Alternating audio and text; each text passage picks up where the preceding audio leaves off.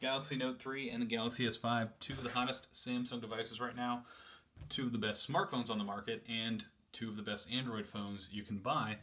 I'm Josh Smith with GodDaddyMobile.com. I'm going to show you some differences between these two devices. Both are running Android 4.4.2. Both have TouchWiz, but there's a lot of little differences that really can help you pick which smartphone you should buy, and we're going to look at those. Let's start with the displays. We have a 5.7-inch display on the Galaxy Note 3 and a 5.1-inch display on the Galaxy S5. Now, this doesn't actually result in a very different footprint.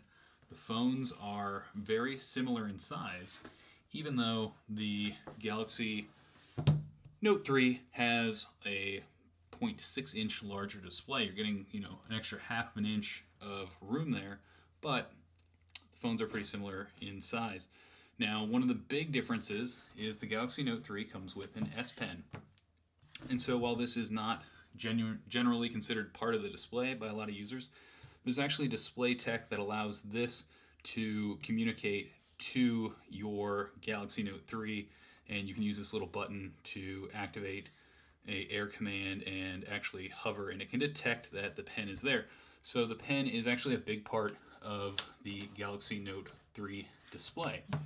There is no pen with the Galaxy S5, but you get a display that features some really cool things. You can go really dim, you can go really bright. It has one of the best performing mobile displays according to a display benchmarking company. And in person, as I'm looking at these two displays, the Galaxy S5 has a clear win in terms of just, wow, it looks really good. Now, both of these devices can multitask, or I should say, can do multi-window mode. So you can run two apps on screen at the same time, and that's something that works on either of these devices so that you can, do that, be a little more productive while you're using them. You get a little more real estate over here on the Galaxy Note than you do on the Galaxy S5. Another difference is I can say, "Okay, Google," and the Galaxy S5 will start listening, whereas the Galaxy Note 4 does not have that ability, so it's not going to be able to just respond to that key phrase. Now, we have a different version of TouchWiz, so you see a variety of different options here. And we have a lot of the same features like Smart Stay, blocking mode, do not disturb, airplane mode, and we can customize where these are on each phone. One of the new things is ultra power saving. And so with ultra power saving mode, I can get dramatic battery life by turning the display to basically black and white and doing a few other tricks to limit the use. So I'm going to hit OK.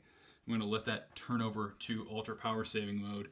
And you'll see it kind of switch around. There's some different emergency features in here that use something like this, and instead of your basic communication, you can actually send a text message with your location. There's a mode to tap the power button 3 times and it'll send an alert to your primary contacts. And so this is your ultra power saving mode. It says I can get 10.6 days in standby on 85% charge. Now, what this really is meant for is when you want to basically stretch that last 5% of your battery life to get through the night, you can switch over to that, and it's going to give you 24 hours of use when your phone has 5% of battery life. So, really handy feature. Other things that are slightly different on these two devices, they both have the physical home button that we're used to. There's a fingerprint scanner in this home button, so you can use that to make mobile payments, unlock the device, and you can set up a private mode to lock files with your fingerprint. It is a swipe, so you have to swipe over it, unlike the iPhone where you kind of just put your finger on it. There is nothing like that here.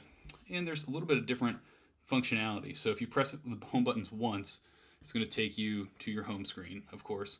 And if I hold, I go to Google Now on the Galaxy S5. I go to multitasking and a shortcut to Google Now on the Note 3. So I can get to Google Now faster over here.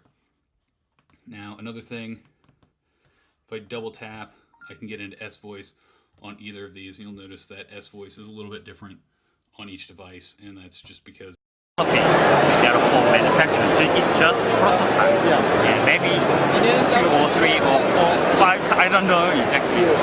Hopefully, It's pretty cool. absolutely unbreakable display. Unbreakable.